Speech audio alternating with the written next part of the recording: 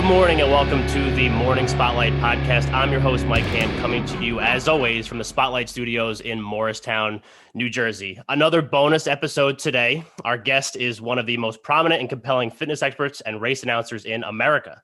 As the voice of several marathons, she brings structure, energy, and joy to sport. She's passionate about guiding others to live better and longer through her company, Fitzness. That's Fitzness.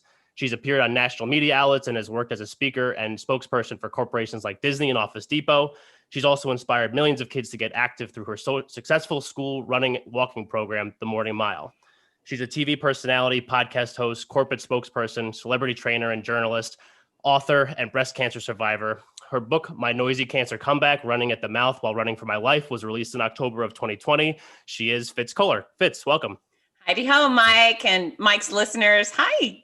Welcome. Well, this is great. I mean, like I told you before we got on, I like to do some different kind of bonus episodes that I think would provide a lot of value to my listeners. And I heard you on the Biz Bros podcast, and I was like, well, I got to have Fitz on too, because I can't let them, have you and right. Not me. So, well, I'm just going to go around telling everybody that I was a bonus at some point. That's great. So let's just kind of like learn a little bit more about you because, we've never talked before. This is like, right. I'm going to get to know you as this episode kind of unfolds, which is like one of my favorite things to do because I think this makes it like as natural as it possibly can be. For sure. So take me through maybe like Fitz before Fitzness. Oh, well, you know what? I started teaching fitness at 14, so there almost wasn't a Fitz before 15. I was just a little kid, and I can tell you my last job before I started teaching fitness was making cinnamon rolls at Cinnabon. So it's been a very long time. But yeah, I've made a career out of helping people live better and longer without diets, pills, powders, supplements, snake oil, or lies of any sort. And, you'll find a lot of that in the fitness industry where people think, hey, I can make some quick cash off this sucker by selling a pill or some diet. And, the reality of it is fitness isn't very complicated. In fact, I have a master's degree in the most simple, stupid science in the world. Watch what you put in your mouth, exercise often, get some sleep, remove the cranky people. It's not so hard. And you don't need a diet and supplement store to get you there. In fact, you shouldn't really have to spend any money at all, unless you want to buy some gym equipment, unless you want to have a membership. Other than that, you get to keep your money and you have to exert discipline, and there's a little bit of know-how. And so I've created a pretty awesome business that I'm very proud of. So first of all, I almost never take money from the consumer. Corporations pay my salary, so I never have to charge anyone to give them quality information. In fact, I desperately want people to know the truth about fitness. So I would never hold it from them in exchange for money. So the exact formula for weight loss, where I teach people how to eat the right amount of the right food for the size they want to be, that's always housed on the front page of Fitzness.com. It's just your personalized caloric budget that will work for you with some healthy eating guidance built in. And then my YouTube channel at Fitzness is jam-packed with all sorts of little fitness segments, fitness workouts to help you know what to do. It's just really, it's an uncomplicated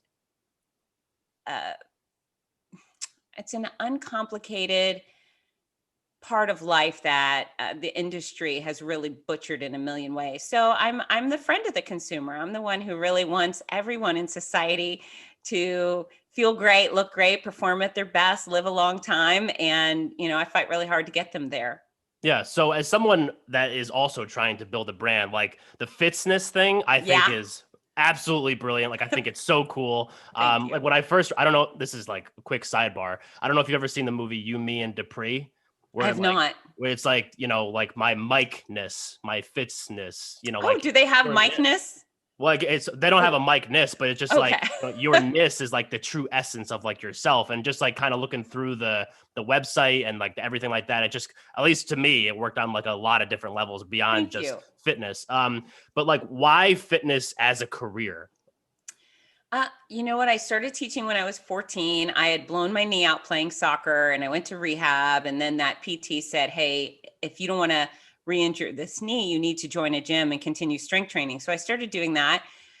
And I really just enjoyed it. I was I was a kid, but I wasn't uncomfortable or nervous at all. I dove right in. I especially enjoyed strength training. And then I started doing group fitness classes. And back then the instructors were still wearing leotards. And I just thought they were so cool and so fun. And I enjoyed classes. And then when my Cinnabon manager became real cranky, her name was Ronnie. And boy, was she mean. I quit there and I went over. Hey, Ron, if Ronnie's listening, hey, Ronnie, how you doing? Ooh, Ronnie, you should have been nicer. Yeah. But actually, her nastiness steered me away from Cinnabon, thankfully. And I applied at the women's gym I was working out at. And they said, well, have you ever taught fitness before? I said, no, I haven't, but I work out here all the time. And I went through rehab and I learned a lot about the anatomy and I really am interested. And they said, well, and it was a Tuesday. He goes, well, can you teach the low impact class on Friday night?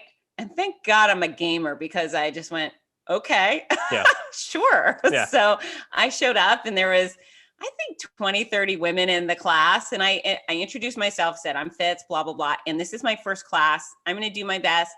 Let me know at the end what you think. I'll accept any constructive criticism you have. And so it was really cute. They all came up and they were very motherly and they said, that was really fun. You know, they told me what I did right. But the two bits of feedback I got were to move my arms more often. So I was good with the footwork, but I wasn't creative enough with my upper body. And then they said, you should be louder. And it is so funny to me that at any point in my life, someone told me I wasn't loud enough because I've made a career out of being very, very noisy. So I just loved it. You know, I didn't know I was going to do fitness for a career. Even when I went to the University of Florida and started teaching classes, even when after my freshman year, I got a job teaching on a cruise ship and they gave me the best cruise ship in the world, the Crystal Harmony, a 5-star cruise liner sailing through Europe and Russia. They're like, you're the best thing we've ever had. You know, we want you on this ship. Great. I still didn't know that's what I was going to do. I came back from that journey overseas and then I was hired to host a TV show. I still didn't know that. Just like that. Well, there was a video producer in Gainesville, Florida, at the University of Florida who was casting a show and I auditioned and there were a handful of hosts we co-hosted, but yeah, I mean, I still didn't know that was what I was going to do. And then I had an aha moment that really blew me back. I went to a barbecue restaurant and my show Cardio Jam had been on for a while. And the waitress came over and she was very heavy, over 300 pounds, I'd say. Not someone you would imagine was exercising. And I sat down and she came over to take my order and she said, "Are you Fitz?" I said, "I am." And she said, "Oh my God, I love your show. I love Cardio Jam. I do it every day that it's on and I record it so I could do it on the other days. And I have lost 17 pounds. Wow. And I was shell shocked. I thought, holy crap, I got to help this woman. And, you know, I was a college student and if I was doing personal training, I would have charged a lot. This waitress who lived out in the country, certainly we wouldn't have socialized likely, and she wouldn't have been able to afford a trainer, but there, you know, via TV, I was able to help her. And so I started thinking, you know what, I really, this is a good feeling. I love doing this. And then, you know, I decided on fitness as a career, and that's a long story. I'm just going to tell you, I figured it out. And then I started competitively kickboxing. Okay. Obviously I look like a kickboxer. Yeah, right. That was the first thing I thought of when you got on the screen. Yeah. Duh, Kickboxer. of course she is. So that was a lot of fun, but there were a bunch of magazine publications constantly doing articles on me, and they'd fly me to California and take all these photos and they do interviews, but they were always butchering my information. And so, you know, I would go, there was a lot, there was Ultimate Athlete, there was a kickbox magazine, but then there was also some martial arts, black belt, inside Kung Fu stuff. I didn't do martial arts. I just did a combat sport, but whatever, close enough. So I would run to the bookstore to see this article. And, you know, they would spell my name wrong, which is painful. And even worse is they would make up quotes. They would just make crap up about things I said. Yeah. And I, at that point, thought, no, you can't do this because I'm giving people advice on fitness and so forth and training. And you're making me sound like an idiot and you're going to get these people hurt. So I was infuriated. But I was afraid to ask the article. And so finally, after a particularly brutal training session, I left and I got one of these magazines and I thought, damn it. They screwed it up again. And then I thought, Bozo, what are you afraid of? You walk into an arena full of thousands of people and stand nose to nose with someone who wants to knock you clear out. Yeah. And you're afraid to make the call. So anyways, made the call, called the editor and said, hey, I would like to write an article for you. And he said, oh my God, that'd be great. And so I was so excited about the yes. And he goes, well, how much do you want? And I thought, oh, yes. And you're going to pay me? Holy cow. So I wrote the article. It was called How to Kick People in the Head. I like that. And it was a combination of the strength and flexibility and strategy one needs to be able to put your foot in someone's face. And a few weeks later, after publication, I got a letter from Kentucky where this guy said, hey, I just wanted to let you know, I read your article and I'm so excited. I kicked some guy in the head. Thank you so much. I thought, oh my gosh. Yeah. So my career, my love of fitness went directly to mass impact, mass media. My role model is Jack LaLanne. I really, to have a household name status means you've helped an infinite amount of people. And I want that. Right. Have you ever knocked anybody out? No, knocking someone out is very, very hard. However, I've knocked oodles of people down. Okay.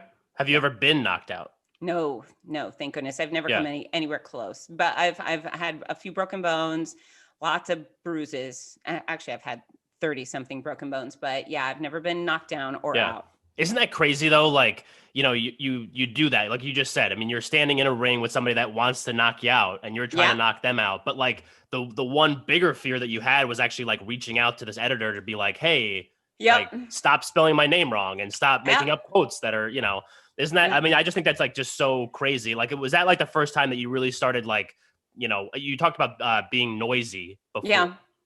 Was that like the first time you think that you were like, hey, I'm being noisy, like on a broader scale? I don't necessarily think so because it's just the nature of my career. I speak to thousands of people at a time, especially now. But no, but it is one of those hard business lessons learned. Even though I like to kick people in the head, I'm a giver. I'm a service provider. I take care of people, and so taking money feels bad. Yeah, asking for help feels bad. Asking for anything in return traditionally feels bad for me. It's one of those things I've had to combat my whole life. Now I have figured it out, and that's part of the deal where corporations pay my bills because I don't mind taking a check from Disney or Oakley or Tropicana or Office Depot. They've got billions of dollars, so they're doing fine. They write me a check for a few thousand or whatever. Okay, I feel good about it, and I know I've served them well. But from an individual who I really care about, even though I know that I provide a high quality service that benefits people, it just, it's tricky. So negotiating and then not fear of asking has been something I've worked on. And I always say is, will this cause me bleeding, broken bones, or public humiliation? If the answer is no, I ask. Yeah. So let's stick with the noisy thing for a while, because as someone that I think that I make a lot of noise. You do, yeah. Yeah. Thank you. So in a world now that there is just so much noise, and in particularly over the last year, on social media, on the internet, basically, because that's where people have been resigned to, to make noise on the internet. How have you been able to kind of be noisier than everybody else? Because I'm sure that must have been a big change because, maybe prior there wasn't as much noise, even though there was, but you know what I mean? Yeah, I think that the way to be the most impactful is I've learned when to shut up, and I'm not competing for attention, and I'm not just saying anything. I only speak when I have something valuable that needs to be heard. Yep. And I think that really makes what I say stand out. The work that I do, I host a Los Angeles Marathon. We have 27,000 runners on marathon day alone and another 10 the day prior. I don't have a hard time getting an audience. Yeah. So when I am doing work independently, I just make sure I'm not droning and the words that come out of my mouth are meaningful. So I have a podcast, but I haven't actually been recording it very often. Now, the breast cancer thing I went through last year and this year has impacted me, but also I'm not scheduled with my podcast. I never have been. And thankfully it was always very successful, but I don't talk just to talk. Yeah. And I think that will encourage people to pay more attention when you do speak. Right. Yeah, I get that. I just talk all the time and people just kind of tune me out. But but hey, you're bringing in guests. It's a totally no, that's different thing. right. Your Yeah, entertainment. right. Exactly. Yeah, that's one way to put it. I appreciate that. So I'm curious to know like how you got involved with like announcing races, because that's like something. I mean, you see like the New York Marathon on TV, and like I don't know, Yeah. I like flip past it. I watch it sometimes. We actually, this is like a quick sidebar again. Like I'm all over the place. Sure, But, I love it. The company that I work for, Fidelity National Title Group, we had a woman that worked for us, and she's since retired, but she was in her 80s, and she was a part of the sales team with me, Cindy. And Cindy was like, I forget how old, in her 80s. She started running marathons when she was 50. And then she ran over 50 marathons on like every continent. It was like some like crazy thing. But like, how'd you get involved with marathons and announcing them? Yeah. So what you actually told me, even though outstanding is a very common tale, there's tons of people like that, which is pretty cool. The running industry really encompasses everyone now. It's not just people who look like runners. We got maybe 40% of the pack exclusively walks at any race. So it's anyone you'd see at Walmart on any given Wednesday at 3 a.m. It's the world at our races. But I am also a sport performance expert. And so I've been coaching athletes, sports teams, and lecturing to camps and so forth to try and help athletes perform better for a long time. So Disney World has an endurance series called Run Disney, where they put on 4 incredible events at Disney World every year. And they had me come in for every race to speak at their expo. So people come in, pick up their race bib, their shirt, do some shopping, and then they could sit down and hear some speakers. And so I was teaching strength training for runners clinics and others like it. And the Run Disney race announcer, Rudy Novotny, who's beloved, he was also hosting the expo. So he would ask me, or he constantly after my presentation, he would say, "Oh my gosh, you're so good. That was so awesome. People were so engaged, blah, blah, blah." Yeah.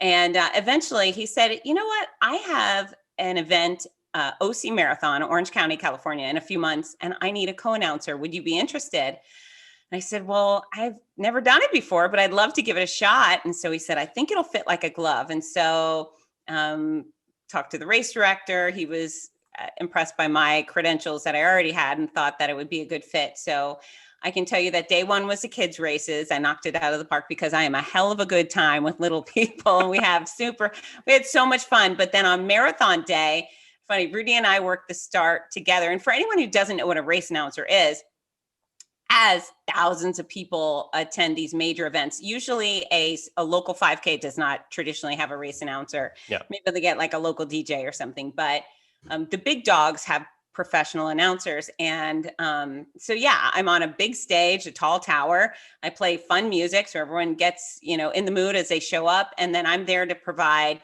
I engage the crowd. I get them all the information they need to know about the course they're about to conquer, where to put their stuff, where the porta potties are, you name it. I plug the sponsors. And then I just make sure everyone has a heck of a lot of fun. So I engage them, we talk, we laugh, we dance. And then before the race starts, I whip everybody into a frenzy and then I yell, "Go," and they leave and I'm sad. And then I go over to the finish line stage and then they all run back to me. And thanks to technology, I have the luxury of being able to welcome most people in by name, right, which is pretty special. And that goes for, I host the DC Wonder Woman and Batman series. Those are 5Ks right now, but we get thousands and thousands of people. These events are mob scenes. And it is so much fun. So anyways, my first marathon, it was Rudy and I think we have 5,000 marathoners and then we have 15,000 half marathoners. So we work together. He yells go, launches the full marathon. Half an hour later, we launch the half marathon, but that's broken up into little corrals in order to keep the course from getting overcrowded. We space out, every 5 minutes, another 1,000 people take off. So Rudy yells go for corral number 1 of the half marathon. And then he turns to me and he says, "Okay, it's all you, bye." And he had to be driven to the finish line and left me there on the stage. And it was the only time in my entire career where I was actually frozen for a moment. I looked at him like, "Don't go." And he said, "You're going to be fine." So then I turned around and there was 14,000 people left waiting for me. And we had a blast, man. We had such a good time. And the work, It's actually insulting to call what I do work. It's Yeah. so fun. And, I love taking care of people. I have no ego. I'm willing to throw myself under the bus and look ridiculous to make sure they have a fun time. And they do. So that was my first race. And within an hour of yelling go for the first time on Sunday, the race director came over and said, "Hey, can you come back next year?" And I said, "Absolutely." Awesome. And within a few months, I had a handful of gigs, and it's taken off. I do believe I have the best race announcing schedule on the planet. That's awesome. You mentioned working with kids. Tell us what the morning mile is.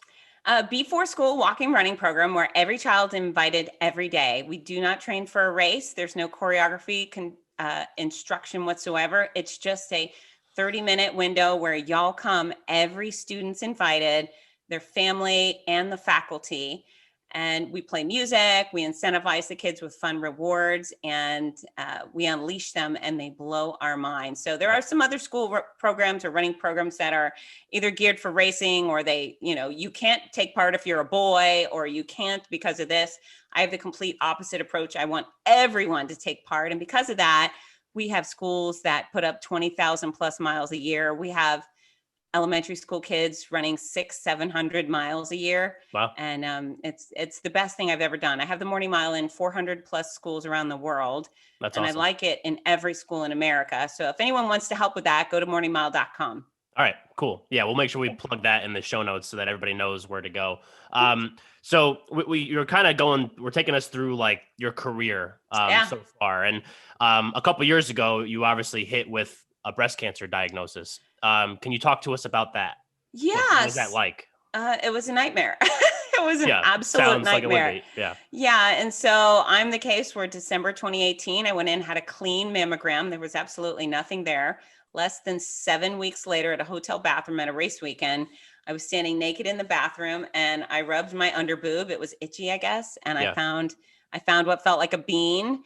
And within 30 seconds, I picked up the cell phone and I called my doctor, which I think was a pivotal moment, because a lot of people put their head in the sand and delay. I did not. And so within a week and a half, I had an official diagnosis. A week and a half later, I started chemo and my world turned upside down.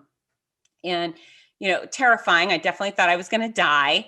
And the greatest fear was not seeing my two kids grow up. I have a son and a daughter. They're teenagers and they're spectacular. So it was gut wrenching. And I am the ultimate optimist, often the most positive person in the room. But I definitely thought I was going to die for quite a while. And it was harrowing. But one of the things I did do right away is, I knew I was going to go bald. And I didn't want to tell anybody. I'm really a private person in my personal life. So I don't mind sharing work stuff or even my pets on social media. Yeah. But my real life, I don't tell people, hey, I had this injury or I have that appointment. But I had no choice because I knew I was going to stand on stage as bald. So it's cute. It's actually very, very cute how naive I was when I look back at that. I made a video to tell people what was going on once I had informed all of my close friends and family. Right. I didn't want anyone to be blindsided if I make this video. Yeah. And the video's like, hey, blah, blah, blah. I have breast cancer. And then I look in the camera, I say, but I'm going to be fine. And I am not missing any events with my kids. And I am not missing any of my races. I will show up. I will perform as expected. I accept no pity.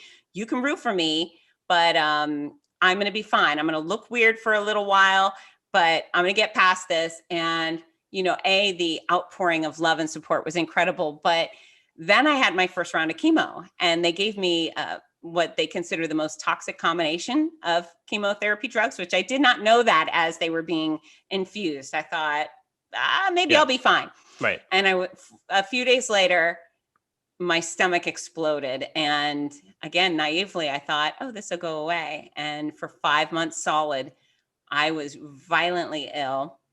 And I never missed a flight. I never missed an event. And no matter how sick I was, even when I'd fly to Buffalo and I'd get off the plane, I'd go straight to my hotel. There was nurses meeting me in my hotel room to give me IV fluid. I mean, we went through some extreme measures to keep me going.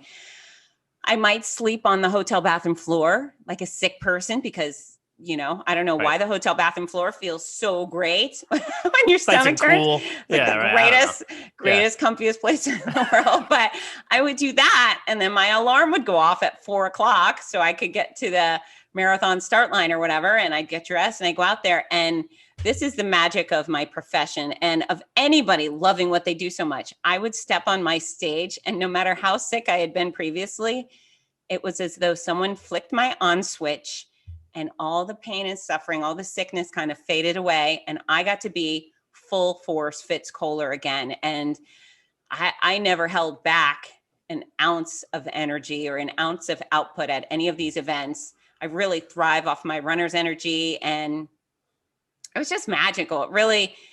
It was my days were stark contrast from each other. I'd have a race weekend where I was the noisiest, loudest, most rambunctious person, period. Yeah. And then I'd go home and be hospitalized. But it was chaotic. And I'm so grateful that I continue to work, continue to spend time with my kids. I did 21 rounds of chemo over the course of 15 months. I had 33 rounds of radiation, several surgeries, and May 11th was my final chemo, hopefully forever. And I'm very happy to say I'm cancer-free. Awesome. Congratulations. Well, the one question I do have is, you obviously strike me, because again, we've never spoken before, but the vibe that I get from your content that you have online and just talking to you for like the first 20 minutes of this conversation is that you're someone that's like pedal to the metal, 100 miles an hour all the time.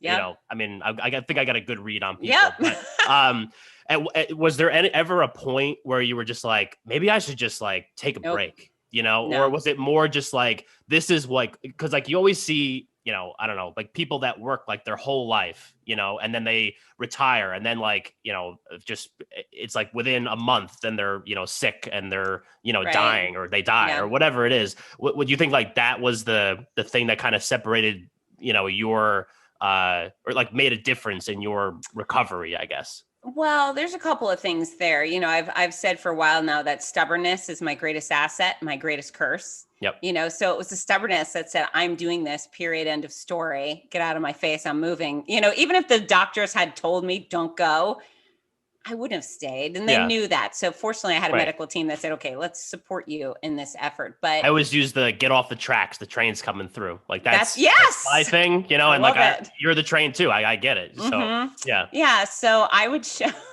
again, I mean, it's comical, and I write very explicitly. I share all the juicy, gory details in my book, but I would show up at the airport. My husband would drive me to the airport, and this poor man, he would look at me in front of TSA and he would say, like, how are you going to do this? He would just stare at me dumbfounded. And I would just look into his eyes and go, I don't know, but I'm going to do it. And that's the end of the story. So that stubbornness probably, it certainly put me in a position where I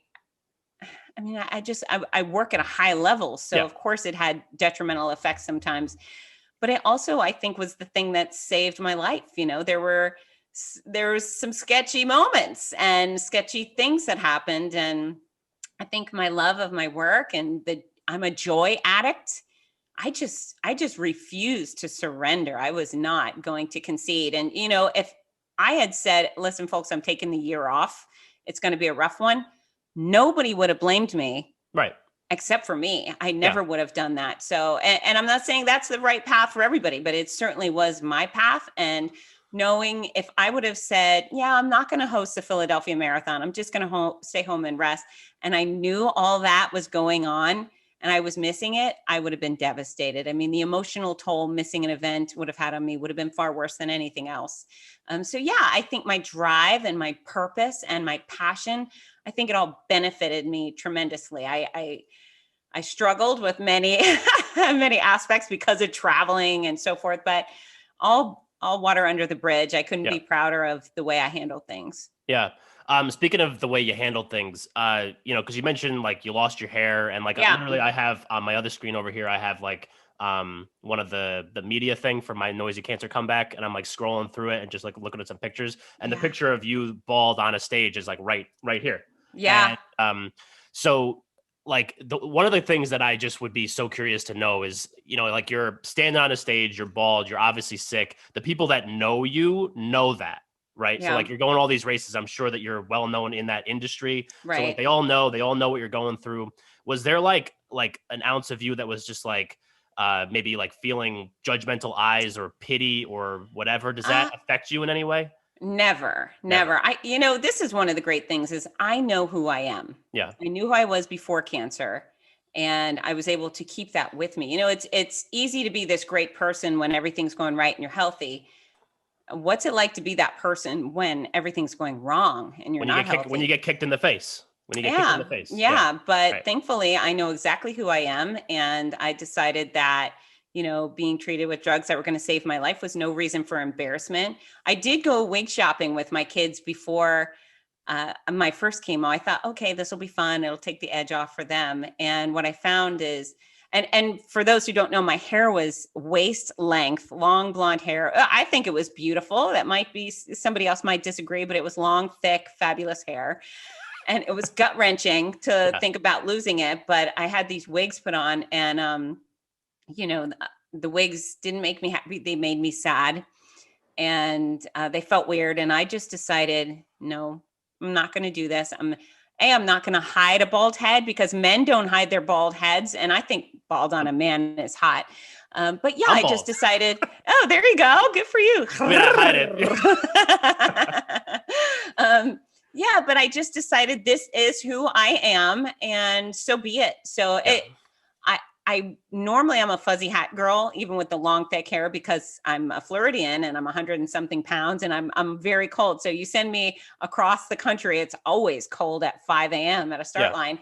But some days I decided I will not wear a hat because I know that there are many people in this race that will one day face cancer, and I want them to know that it's okay. It's okay to be bald. There's no crime in that. But, on occasion, if I had my hat on because it was freezing, when I took it off, there is no quicker way to silence 10,000 people than when the noisy, bubbly blonde, or not even blonde, noisy, bubbly chick on the stage takes off her hat and she's bald. And you could hear the gasp, oh my gosh, she's bald. Oh my gosh, she has cancer. And so my race directors really give me carte blanche. They have a great trust in me, which I appreciate. But, I would often take 60 seconds and say, hey guys, just want to remind you, or let you know that I'm battling breast cancer right now.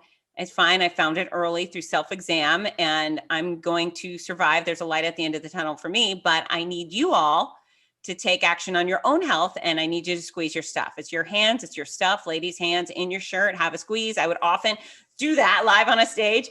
Gentlemen, hands in your pants, have a squeeze. Men often get breast cancer as well. So, we just got to listen to our body and know those red flags. But yeah, so I would dedicate 60 seconds to my little public service announcement. And then I would quickly get back to the party. But yeah, people were intrigued. And, clearly I think most of the people were concerned, but I don't know. I just put hopefully a happy, noisy face on cancer, right? Right. You can live fully while fighting for your life. Yeah, absolutely. So, between that diagnosis and going through that, and then obviously the year that was 2020, affecting your life, your business, what was that like, kind of going through like one gut punch almost after another? So it's interesting, and everyone has their own perspective on things, but I had a, cancer diagnosis. I had a very aggressive form of breast cancer. I never missed one flight, one event, one opportunity to hug thousands of sweaty strangers. Very interesting to me to see the entire world shut down over a virus that's 99.999 something percent survivable. Now, that's not a statistic that's for everybody, but it's still in the high 90s for everybody. So I was certainly very excited to be back out working. I mean, again, I never missed races, but I was excited to be working with full energy, not having going through chemo. I just wanted to be for real full force Fitz Koehler and get back to my athletes. I don't know. It's disappointing. And it's disappointing. I miss it. I miss it very much. I miss my people. Do I miss income? For certain, because apparently my kids still want to eat. That's crazy. Right? They're like every day. every single day. These little jerks, they want to eat. Selfish. So I do miss an income, but I just miss the people. I miss I miss smiles. Yep. No, I'm ready to lick the banisters. So I don't fear people. My life is better with people. I decided that last year. I was officially the most immune compromised person on the planet. And I still went and hugged all those thousands of sweaty strangers. So my life is better with people, with hugs, with smiles. Yep. And I'm looking forward to people getting rid of the masks and going back to treating each other humanely. Yeah, that would be great. So what about the book? Like, talk to me about like, at what point do we kind of danced around this whole thing, this whole time. Let's get to the book. Right. So at what point do you're like, hey, I'm going to put this story into a book? So there was two kind of inspirations for the book. Is number one, when you're getting chemo up front, you're likely to be sick and tired and maybe bald. But then all this other stuff, I ended up with an avalanche of side effects. And all I kept thinking was, why doesn't anyone talk about this stuff? No one told me my eyes would change color. Nobody told me that my fingernails would rot off while on my fingers. I mean, there was all of these bizarro side effects that nobody discusses. And I was blindsided, but then there were so many of them that I actually thought, holy hell, this is actually kind of funny. And so I'm a very sarcastic person. I think my sense of humor definitely gets me through a lot of tough things. So I started thinking, you know what? People would get a kick out of this. I'm going to need to share. I didn't know there was going to be a book, but I just knew that people needed to know that not only was my head bald and my armpits and legs were bald, women talk about that, but also my nostrils were bald. And because of that, my nose ran like a faucet every single minute of every single day it's still running. So, I thought I got to share. And then the next thing was, as I went through chemo and I was doing all of these wonderful things with this gigantic burden on my back, what I found is there was a lot of my friends on social media that were getting on putting photos. I sprained my ankle today. Pray for me. And I thought, are you kidding? What? Yeah, right. And I've always kind of thought that, but so many people are desperate to, they're desperate for pity or that kind of attention. Yeah. And then some people just don't do their best when they can. And so I decided with cancer to control what I could. And I kept perspective. I knew I wasn't a kid with cancer.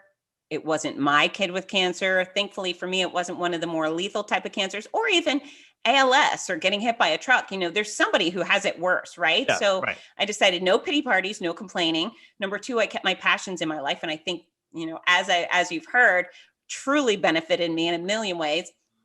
And last but not least, I chose to be positive. That I found there was going to be no extra points, no prize at the end for being the saddest girl in the room, wallowing in her cancer. So when someone said something funny, I took the opportunity to laugh and smile. Now, mind you, I cried in my car every day. I cried alone in my bathroom every single day. It was so stressful, so scary, and I suffered greatly.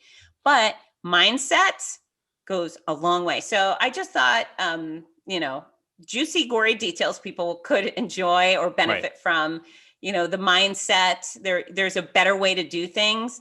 And because of the collision between my breast cancer and my race announcing schedule, it was a true tale of adventure with a whole bunch of like wacky anecdotes when I ended up naked in the airport with the alarm going off in Atlanta. So, and I actually have a chapter called Naked in the Airport. So, that's why I wrote the book, and it's being very well received. Yeah, but talk to me about like the reception that it's gotten. Like, have you been able to? Because like I just love the fact that you were talking early about how the waitress at the barbecue restaurant came up and talked to you, and like all these different moments where you realize like, hey, like I'm actually like having an impact on people's lives. Maybe it goes just beyond the book. Maybe it's more than just the book. Maybe it's like this whole couple years that you've been going through. What has the reception been like from people that were your fans or whatever? Yeah, it's been great. It's been fantastic. In fact, all 5 stars, thankfully. Even the strangers reviewing the book love it, thankfully. But a lot of people say, I didn't know any of that was going on. And I had chosen to just keep all the hard stuff private. I never shared any of the difficult things while I was going through it. I just kept saying, I'm fine. So,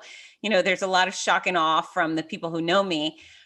But the greatest response I'm getting right now is from people who've had cancer saying, God, I wish I had this book when I was diagnosed. This would have been so helpful. And then to follow that up, I would say a handful of times every single week now, people reach out and say, my brother was just diagnosed with XYZ cancer, or my sister or my friend. I need your book. Can you express it? So people are utilizing my book as an actual benefit to people going through hard times. And someone was like, my aunt got diagnosed with type 2 diabetes. She's really struggling. Can I get her your book? So the answer is yes, you can get the book anywhere. But but yeah, I love that. Hopefully this will be this book, My Noisy Cat. Hopefully this will be the go-to for the cancer community at large, and for people who care about someone with cancer. And of course, the running community. There's all the behind the scenes insights of what really goes on in the large scale world of running. Yeah. So this kind of goes back to my point before about how, the pedal to the metal thing, like Fitz Koehler is pedal to the metal.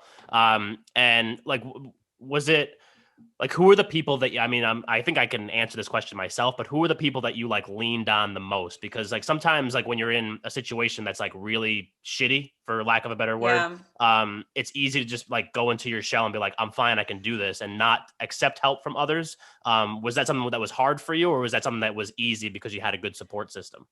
So accepting help is really hard for me. However, at some point I knew that I needed it. The most important thing on my list of help was I needed my kids to have safe rides to and from school and activities, and food. And, the second my stomach turned, I was not a safe driver many days, and I wasn't able to handle food. So tons of friends took part in that type of help, which was extraordinary. And I'll spend the rest of my life trying to pay him back. My husband did everything, took me to all the major appointments. There's a few I went to that were minor that I was like, no, you don't have to come, go to work. But he took tons of days off. And then, there was days at home where if he didn't bring me a drink, I wouldn't have had a drink. I was that sick.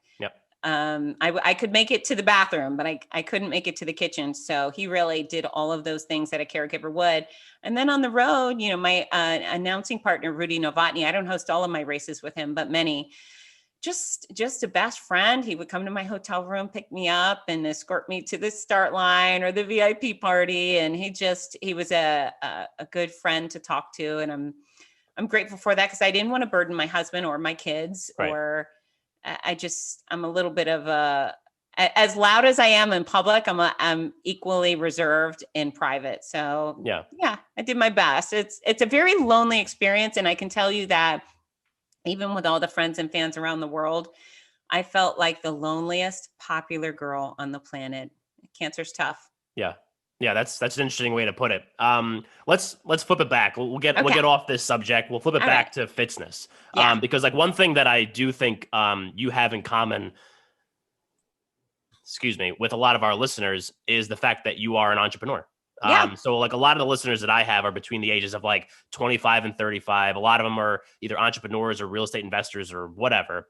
And I'm always interested to see, like, we talked about how the brand got started and that you're the brand and all that. But I'm always interested to see like, what are goals? Because you seem like you're somebody that has a lot of goals. As we move through this year, because we're recording this on January 7th, we have literally an entire year to go. And then moving forward, what are some things that you're hopeful for your career, your life, like maybe like within the next year or two? All right. So I do have some very realistic goals, some lofty goals. And I expect I'll keep all of my races once they pop back up and get back in service. I'll go back to being their voice. I would like to grab a handful of the world major marathons. So Tokyo, London, New York, Boston. I'd be thrilled to host any of those. So sign me up for some world majors. I definitely would like to announce more races overseas. I used to work overseas a lot, and then I kind of just turned my attention back to the States, but I would like to go travel again. I love travel. I love the US the most, hands down, unequivocally proud to be an American, but I do enjoy international travel. So that would be great. I am rebooting my corporate speaking career. So, as a corporate spokesperson and speaker for massive companies. I've had such a wonderful career, but I really let a lot of that fade when my attention turned solely towards the running industry. Yep. And that's been a bad thing for me this year because the running industry has went poof. So I'm building that back up right now. Having a book on hand is helpful, having something to say, number one, and being a talented speaker. I never get on a stage and say, or like, or whatever. I knock it out of the park every single time. I can compel people to do better and be better. I rarely leave a stage without a standing ovation. So I'm damn good at what I do. And now I have to pivot and refocus there. I've already been hired a few times. So hopefully this year will be a combination of races and corporate events, conferences. And what else? I mean, gosh, a lofty thing. I really like talking to people. So more time on television, because the benefit of TV is if I'm on national TV giving a fitness tip, some sort of tool people can use to become healthier today. Yeah. By 8 a.m., I often have helped 5 million people. And that feels like a really productive day for me. So I've got a lot of work ahead of me. 5 million seems productive, I would say. Yeah. I can never be satisfied by a 50-person classroom at a gym, even though I love and respect that. My needs are greater than that. Right. So I know we're getting close to when I said we would end this, but I want to ask one more question before we do our closing segment. So again, going off of like the entrepreneur spirit, I'm curious to know, so fitness is not Fitzness. Fitness is something that you are passionate about, right? Absolutely. And you're really you're all into it 100%. And you hear a lot of stories about people that decide like, hey, this thing that I'm passionate about is now going to be my career. And then they just lose all the passion because now it's not a hobby or it's not a passion. It's a job now. And it pays the bills. And so has that been a struggle to kind of figure out how to balance that at all? Never. But I can tell you that the work I was doing before when I worked in a gym or I did personal training, that was unfulfilling. Yep. And so I pushed the envelope and earned myself large audiences. So I'm constantly evolving. I mean, I never thought I'd be race announcing, and here I am. I do this thing and I love it. And the word retirement to me sounds like a curse. I never want anything to do with retirement because I love what I do so much. But am I flexible? Am I interested in diversifying? Absolutely. I would love to announce NASCAR. Yeah. I would love that. I would love to go back to color commentary for combat sports. That would be great. So, there's a lot of flexibility in what I do. And I think that keeps me hungry and keeps me excited about it. And at the bottom line, I just love people so much. And I actually care that they live better and longer. Yeah, absolutely. All right. So let's get into our closing segment, which we call Under the Spotlight, because this is the morning spotlight. So we've been talking for about 50 minutes and we probably could talk for another 50 minutes, but we're going to keep it tight and condense and make sure that the message doesn't get watered out. So people who listen to us talk for 50 minutes, what is one thing that you want the Spotlight listeners to walk away from this episode with Fitz Koehler with? Your health matters, and it's important that you prepare your body to do battle today. My body was ready. If I hadn't been healthy and fit at the beginning of my treatment, I would have likely spent months in the hospital, and I likely would have had a feeding tube, and maybe I wouldn't have survived it. So my fitness played an integral role in me not only surviving cancer, but thriving through the process. You never know. Tomorrow might be the day you are injured or deemed ill. And so start watching what you put in your mouth, exercising often, getting the proper sleep. And not only is it a preventative measure or something to help you through the hard times, but it will make you better in every capacity professionally. First impressions are set within 17 seconds. Do people look at you and think, hey, there's a go-getter I want to do business with? He or she has tons of energy. Right. If you're obese and unkempt, then they probably will look for someone else. So your fitness matters to you personally, and it also matters to your career, et cetera, et cetera. So don't take that for granted. Absolutely. Fantastic. All right. So for everybody listening, that's going to wrap up our show. So the book link, all that kind of stuff, I'm going to put everything in the show notes. So I'll have Fitz send that over to me before we actually post this episode so that if you're interested in getting the book, go into the website, learning more about her and her story and the whole thing, do that because it's obviously incredible. If you want to be a guest on the Morning Spotlight or want to hear us talk about a specific topic on the show, make sure you email us at themorningspotlight@gmail.com or go to our website, themorningspotlight.com, and fill out the form. Fitz, thanks for coming on with us again today. This was awesome. Thanks, Mike. And I hope all your listeners follow me and say hi.